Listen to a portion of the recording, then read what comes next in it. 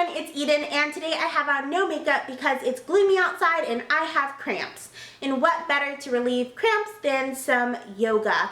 As I was getting ready to relieve my pain, I thought, why not film some of my favorite plus size friendly yoga poses?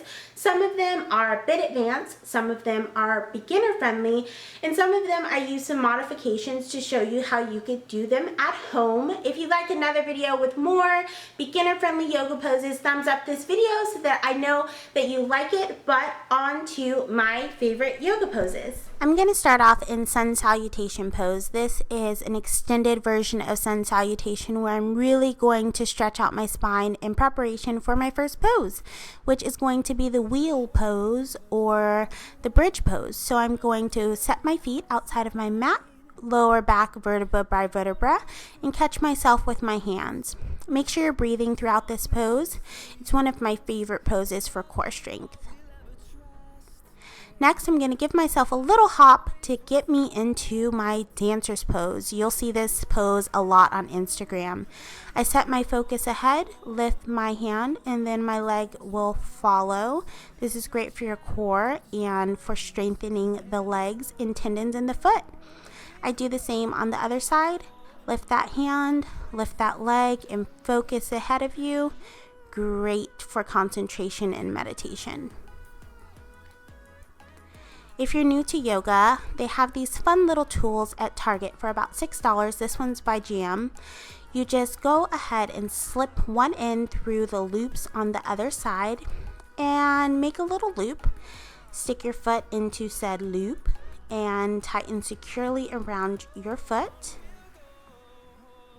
Now, as if you were doing the pose as I did, you're just going to use this tool to assist you with your range of motion until you can do it on your own. And you can start lower than this or, just go at your own speed. Next is the split. I like to go ahead and straighten my front leg first and then let my back leg follow. This is the easiest way for me to go into the split, and I just hold it like this. You can use your hands to support yourself or put your hands over your head.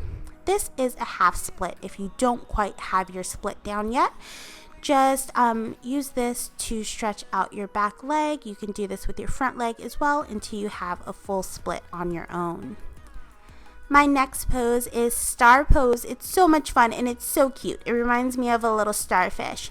This is good for beginners to help you with your balance. It helps strengthen the tendons in your foot, helps with ankle strength, and also tones the outside and the inside of your thigh. You'll really feel it during this pose. I do this on both sides. The Star Pose also helps get you into more advanced poses, like the heel stretch, which I am going to do right here, where you just grab your foot and extend as high as possible.